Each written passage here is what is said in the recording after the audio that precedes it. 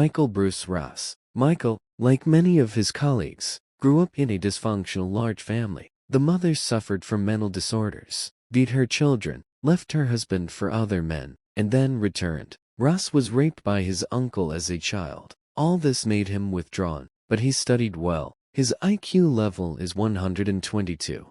The guy committed his first murder at the age of 22, immediately after receiving his bachelor's degree from Cornell University. Then he got a job on a poultry farm. For work, he often went on business trips, and along the way he met women who, despite his upbringing in decent manners, did not see the danger. He killed 8 girls between 14 and 25 years old. They identified him from a blue car that witnesses saw near the murder scenes. Ross was sentenced to death by injection. He did not challenge the court's decision. He even wanted to speed up the execution of the sentence, so that the relatives of the victims would not suffer. Ronald Deio Junr. On the night of November 13, 1974, Ronald shot and killed his father, mother, 2 brothers and 2 sisters in their beds. The older sister was 18 years old. The younger brother was only 9. Deio was 24 years old at the time of the murder. After the shooting, he ran to a local bar screaming, "You have to help me." Police arrived and found a .35 caliber rifle. At first, Ronald denied his guilt, but was confused in his testimony. The investigation managed to get him to talk and prove his involvement. The criminal never explained the motives for the terrible act. All this happened in a house in Amityville, which later gave rise to the legend, the Amityville Horror in horror films. However, everything is more prosaic. Since childhood, Ronald suffered beatings from his cruel mafia father and attacks from his peers because of his excess weight. Amphetamine helped him lose weight. All this led to mental problems and outbursts of aggression.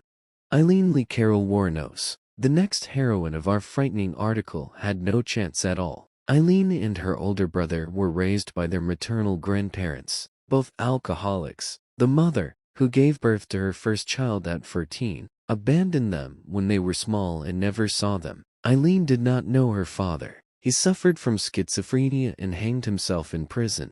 From the age of 11, the girl had sex in exchange for food, cigarettes and drugs. She said that she was raped by her grandfather and his friends. After another rape, she became pregnant and gave birth to a son at the age of 14. The child was given up for adoption. A year later, her grandmother died and the girl left home and became a prostitute. She was detained more than once for drunk driving and assault, and tried to commit suicide 6 times. She married a 69-year-old yacht club owner, but after hitting him with a cane, the marriage collapsed.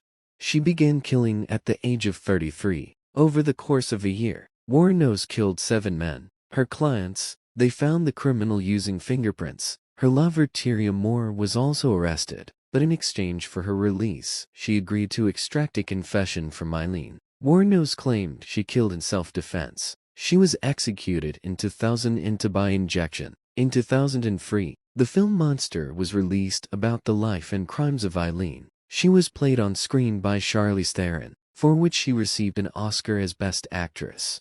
Kenneth McDuff. When Kenneth was 20 years old, he and his friend Roy Green waylaid 3 teenagers on the street. 16-year-old Edna and her 2 friends. At gunpoint, they forced the guys into the trunk and took them to the field. Kenneth killed the guys there. He and Green raped the girl, and then McDuff strangled her.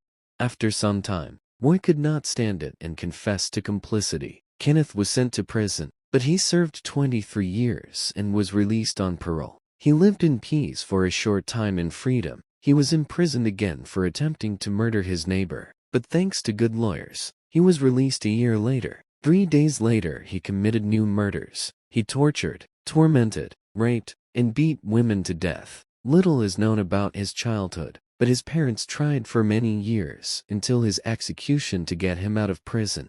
Enry Lucas. It is believed that serial killers who torture women are taking revenge on their own mother. Apparently Lucas is that case. His mother was a cruel and rude woman. She worked as a prostitute and took clients directly to her home. She forced her son to watch, and sometimes allowed her to rape him. She hit the boy on the head for the slightest offenses, shot his favorite bull, sent him to school in women's clothing so that he could be bullied. As a result, Lucas began drinking at the age of 10, and at 16 he killed for the first time. His third victim was, in fact, his mother. He smashed her head, for which he ended up in a psychiatric hospital. There he studied the stories of serial killers and their methods. After treatment, he met Otis too. Together they wandered across 26 states, robbed and committed, according to investigators, 89 brutal murders, but 11 were proven. Lucas and Toole often ate their victims.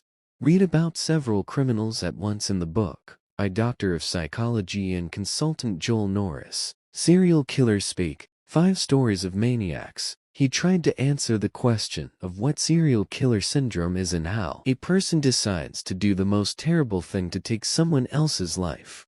Charles Manson. Manson followed the path of crime from childhood. While studying at a Catholic boarding school, he got into fights, stole cars, and ended up in a juvenile detention center. He claimed that his mother was a prostitute. Although she was from a believing family, he didn't know his father.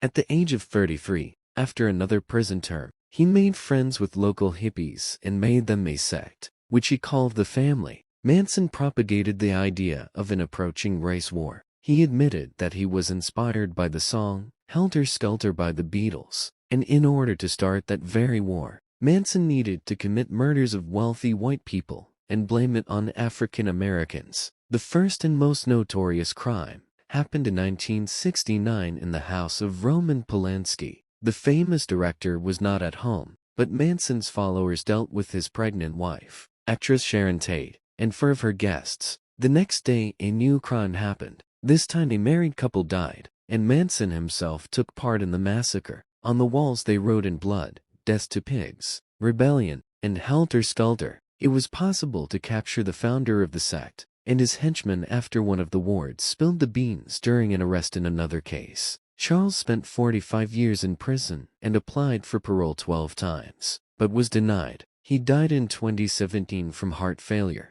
So our big review of the most terrible criminals in the history of mankind has come to an end. I would like to say that no editor was harmed during the writing process, but this is not entirely true. I admit, I was scared and sad to study all this, not only because of the terrible deeds of these people, but also because of what a person is fundamentally capable of when there is no place for love and warmth in his heart. So under no circumstances read all these books at once. Also, be vigilant, do not lose your common sense, and take care of yourself.